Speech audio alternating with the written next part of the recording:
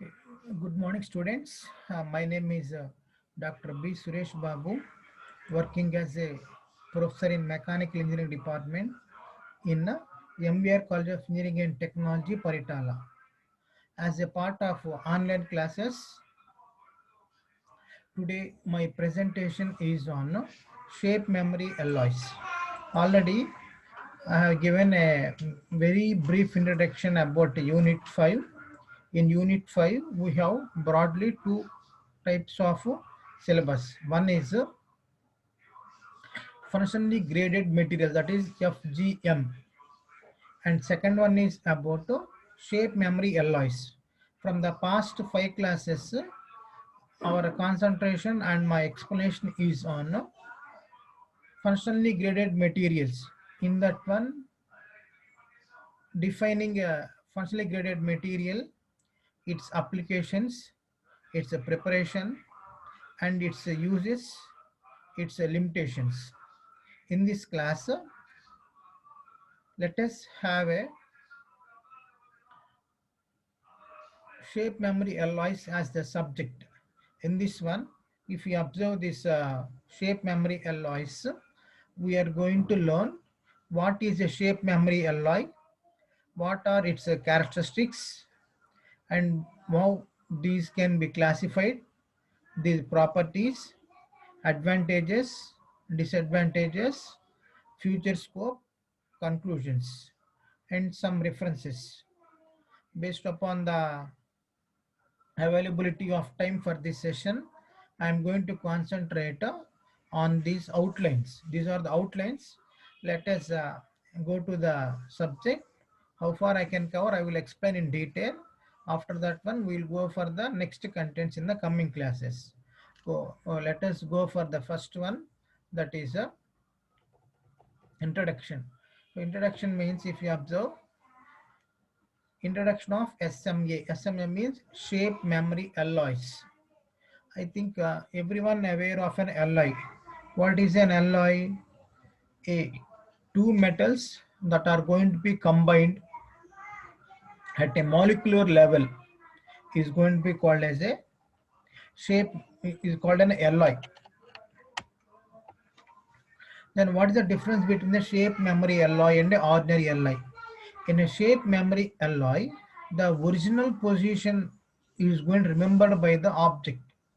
How you will remember whether it has a brain or whether it has a recognizing power like a software, or it can recollect. It's not like this.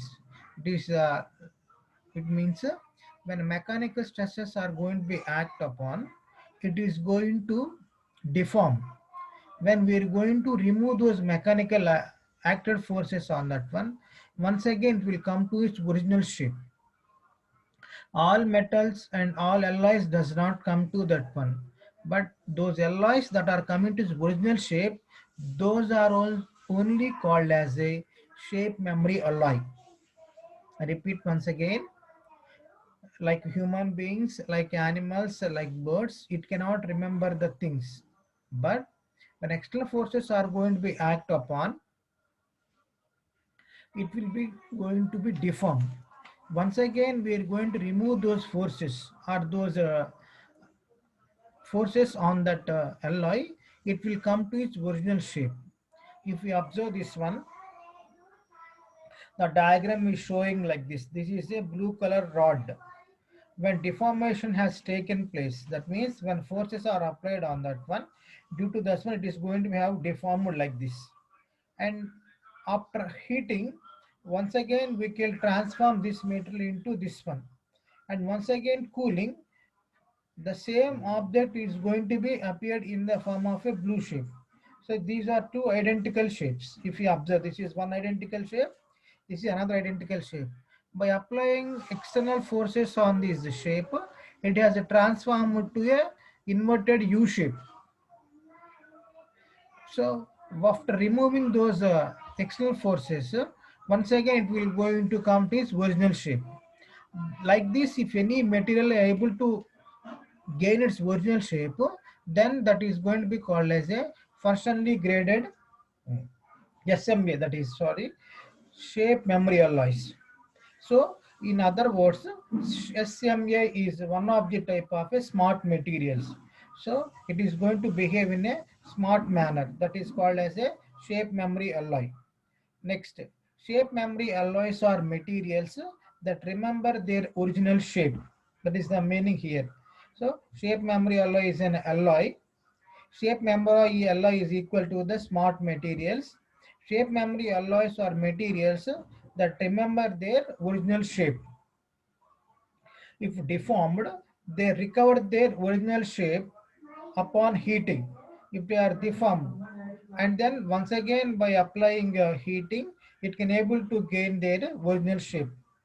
They can take large stresses without undergoing permanent deformation is a property. That means they can go for a very large stresses without going permanent deformation. What is that one? That means after removing that heat or that removing that force, once again it will go to its original shape.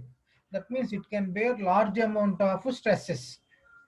They can be deformed or they can be formed into various shapes like bars, wires, plates, and rings, thus serving the various functions. For example, if you take a leaf spring, spring is there. By when applied load, spring is going to be compressed or expand. If it is compressed, for example, if you remove the force, once again it will be expanded. So that behaving is called as a shape memory alloy behavior. That is basically observed in rubber. We can observe in uh, say about steel also we can observe like this. It cannot be observed in a wood. It cannot be observed in a plastic. Why? After deformation of the wood by doing this one, it can be able to regain its strength. In leaf spring used in a cars, leaf spring used in a lorries, or leaf spring used in a buses. In all these cases, leaf spring will regain its shape when load is removed on that one. When load is present on that one, it can bear the load. So if you observe this one slide, it has a four properties. Basically, the material that regain its shape and size is going to be called as a is going to be called as a SMA, smart memory alloys. So in smart memory alloys, they can have more amount of stress. They will not undergo permanent deformation. They are going to be regain its original shape on heating. Permanent alloys can remember their shape, and those are going to be called as a smart materials also. These are the four things which we can remember. If you observe this figure, deformation, U shape is there, and once again it is came to the heating, and once again it is going to cooling. So like this we can able to explain this shape memory characteristics. Next one, how do they work? We all know the most how this is happening, how it is coming to its original shape or original dimensions. If you observe this one, we all know that metal are going to have a certain phases. That is a liquid phase will be there, solid phase will be there, and gaseous phase will be there. When liquid phase is there, when cooling from liquid phase to solid phase, it will going to deform the molecules and it will settle in a solid phase. So when solid is heated, the molecules are going to be excited, and if exciting crosses a limit, then that is going to be called as a liquid phase. Still it has completed its liquid phase, temperature is still increasing, then it will go to the solid gaseous phase. Upon cooling once again, it will come to a solid. If all molecules are going to be settled in the same manner after heating and cooling also, then that is going to be the same property, same characteristics. But this type of settling of same property after heating is not possible for many of the metals. or for many of the alloys. The materials that can obtain the same property after heating and once again cooling, then those metals are going to be called as a shape memory alloys. If you observe this diagram, this is going to be called as a solid phase is there. This is the liquid phase is there. This is going to be the gaseous phase. We all know that most common phase changes. Shape memory alloy shape changes based on a solid state phase transformation.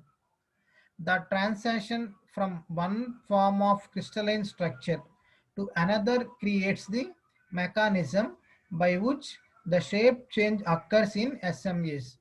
This change involves transition from a monoclinic crystal form, that is martensitic, to an ordered cubic crystal form that is called austenite. So basically, if you observe the points they have mentioned, it is changing from a monoclinic crystal form, that is martensitic, to an order of a cubic crystal form austenite. If you observe iron carbide diagram, martensite will be at around 200 degrees centigrade and austenite is going to be formed around 1100 degrees centigrade. That means a solid state is going to be transformed to a liquid state. And once again cooling the liquid to solid state, if once again it will come to the same microstructure of a martensite, then that is going to be called as a SMA alloys. If you have, once again I will read students. Second point, that is the transition from one form of crystalline structure to another creates the mechanism by which the shape change occurs in SMAs. This change involves transition from a monoclinic crystal form to an ordered cubic crystalline form, that is called as a austenite. So like this, the materials are going to be regain its shape when external properties are removed on that one. Here if you observe temperature, molecular motions and molecular interactions. So these are the things that are going to be happen when we are going to heat a material. This is how they will work.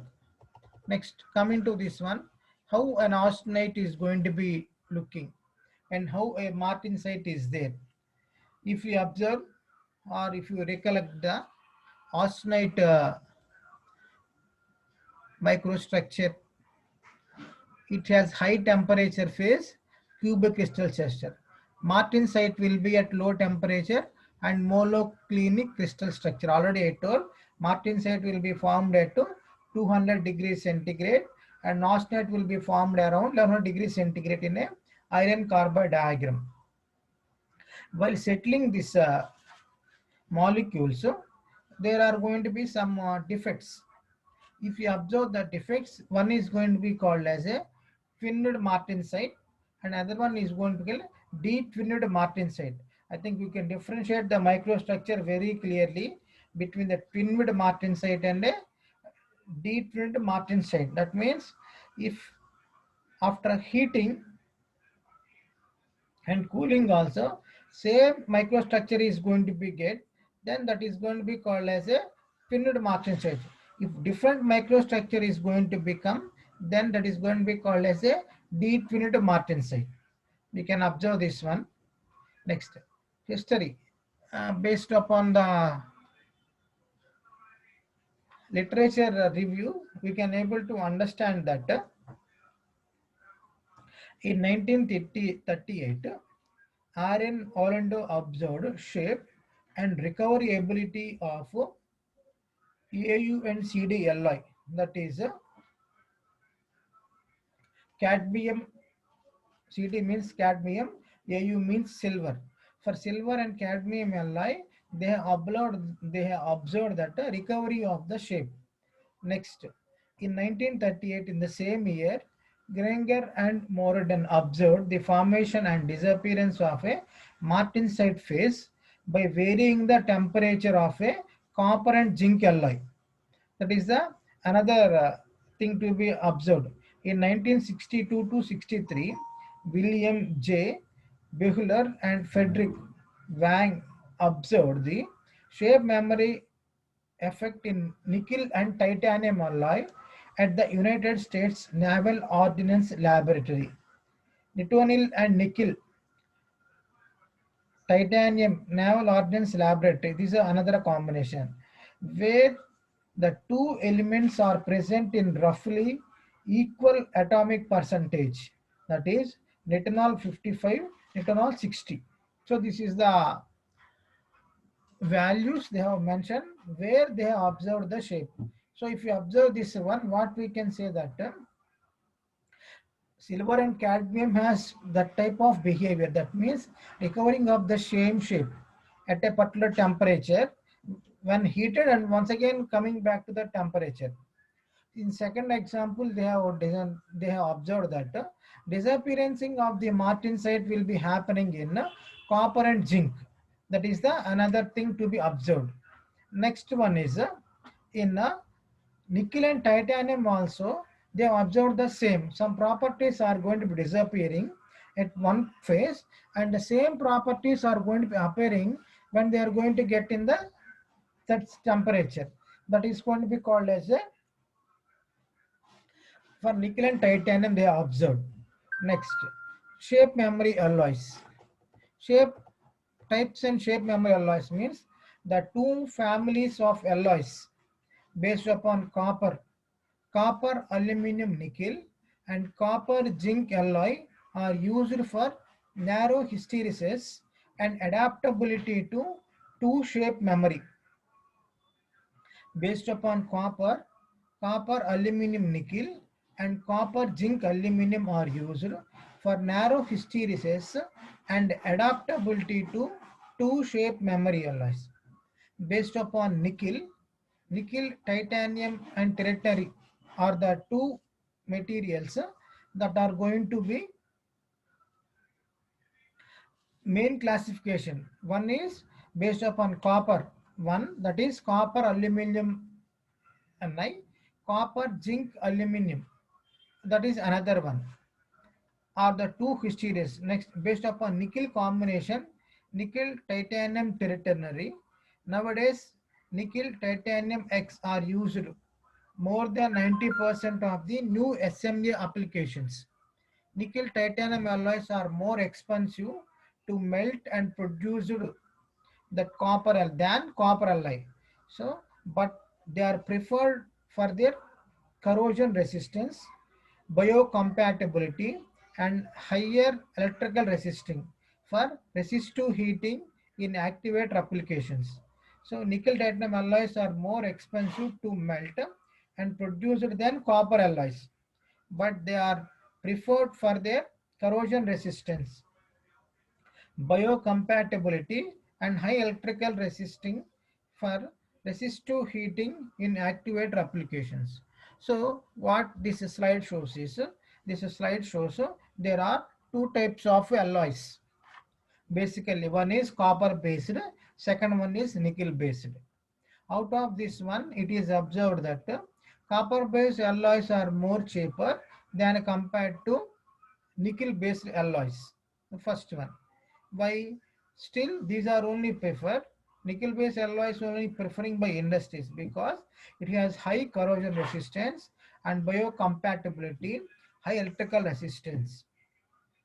So based upon these three advantages, uh, nickel based alloys, that is nickel based shape memory alloys are widely using. Next, characteristics shape of memory alloys. So if you observe, it exhibits two main characteristics, shape memory effect and super elasticity effect. So what is shape memory effect? It is based on martensite phase transformation taking place without diffusion. Martensite phase transformation that occurs as a result of stress or temperature change. So if you observe this one, what is diffusion? If a small gap is there, to the small gap, if molecules are going to be transforming from one point another point, then this process is going to be called as a diffusion process. If you observe the shape memory alloys, there are two effects are there: shape memory effect, super elasticity effect. What is shape memory effect? Shape memory effect is based upon Martin-Side phase transformation without diffusion takes place. So Martin-Side phase transformation that occurs as a result of stress or temperature change. So when the temperature change is there or when the stress change is there, Martin-Side is going to be transformed from one phase to another phase. Then that is going to be called as a shape memory effect. If it is not done by the phase transformation, it is not done by diffusion process. Next one, if you observe this one diagram, this is Martin-Side phase, and by applying certain amount of mechanical deformations, it is transformed to this, and once again by applying heating, it will transform to this. At this temperature, when once again heat is removed from this one, it is come to its original shape. If how it is happening, it is not diffusing, it is happening to the stresses, or it is happening to the heat only, or to the temperature only. That's why in this way, if a transformation has done, then that is going to be called as a shape memory effect.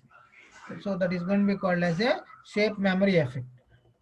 Next, thermal induced phase transformation in a SMA, that is a shape memory alloys. We can observe this one. Temperature is there. Here it is looking like a square.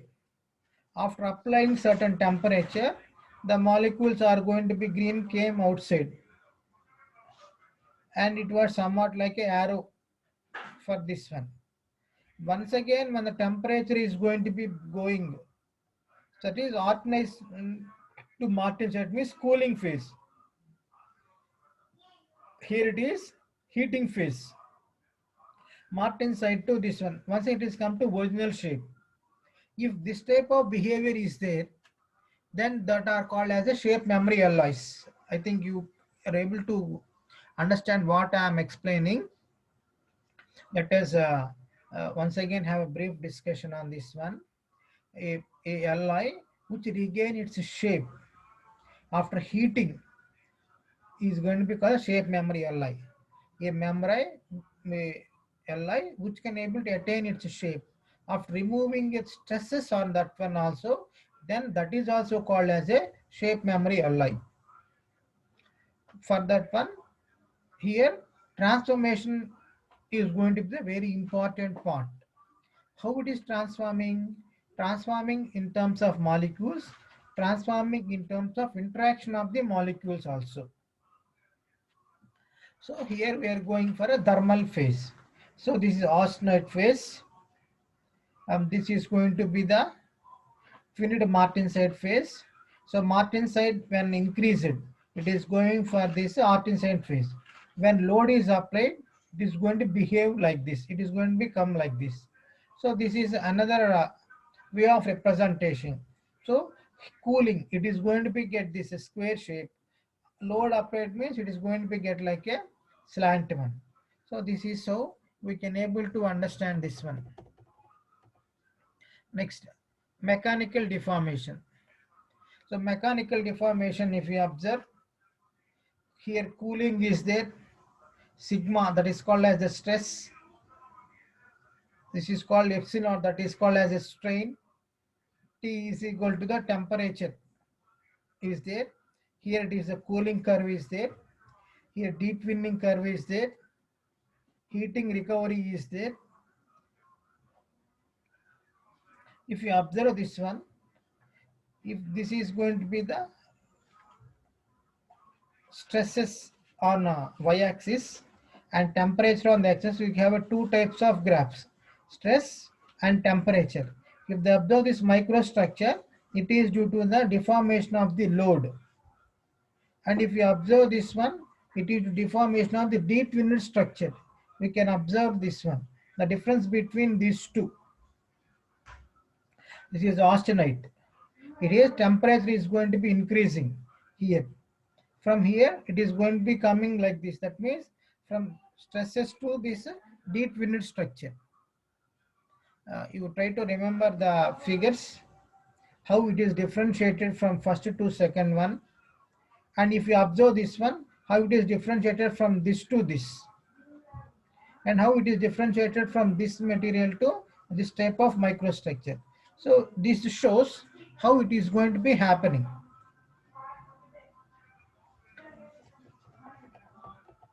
So shape memory effect. Next part is shape memory of behavior. Two types of shape memory behavior is there. One way shape memory, that is transformation to the desired shape occurs only upon heating, that is memory is with the austenite phase. We have martensite is there, reversible deformation is there, heating is there, cooled is there, that is one way effect. Two-way shape memory means the deformed shape is remembered during cooling, in addition to the original shape being remembered during heating, and memory in which both austenite martensite phases is there. So if you observe this one, try to understand two-way effect. Martensite is there, severe deformation with an irreversible amount. After heating, it will once again come to this shape. After cooling, once again it will be compressed. That is, two ways are possible. If you observe the previous case, here it is one way. After deformation, it came to like this. After heating, it came to bar. After cooling, also came to bar. That means these two are similar. That means one way means in heating, cooling, having the same permanent shape or original shape. That is going to be called as a shape memory alloy of a one shape memory. If it is going to be happen for a heating is one shape and cooling for another shape, then that is going to be called as a two-way effect. So like this, we can able to explain the two things. So up to now, let us have a summary. I am going to conclude the class, students. First, I have defined what is a shape memory alloy. A alloy that can regain its original shape after removing the temperature or removing the stress are called as a shape memory alloys. Broadly, we have two types of classifications.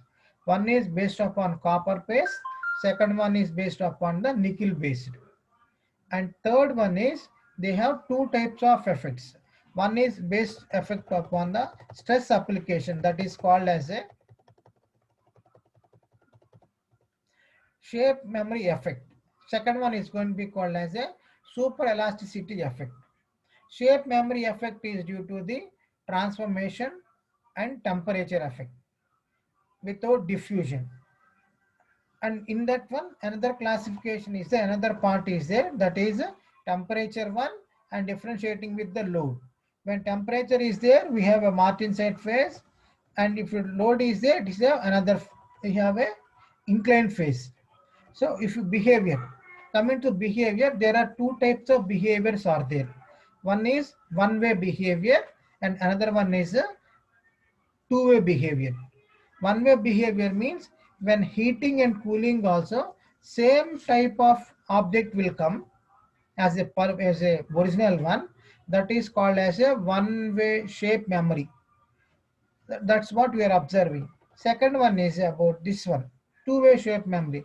In heating, we will get one shape, and cooling, we have another shape. Then if it is done, then that is going to be called as a two-way shape memory alloys. So by this, I'm going to conclude, students. Try to understand.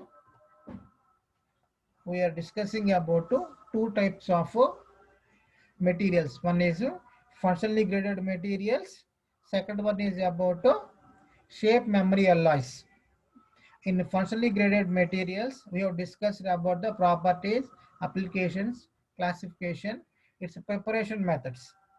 In shape memory alloys also, The same thing we have mentioned. We have discussed about the definition, properties, applications, its uses and characteristics. So totally I have explained in shape memory alloys 4 points. Definition is there, types is there, behavior is there, classification is there, and how what is the definition of the shape memory alloy, and how what is the history of the shape memory alloy, who has found. It has observed in 1938 itself only, and nowadays still research is going on. So by this I am going to conclude the class, students. See you all. Have a good day, students.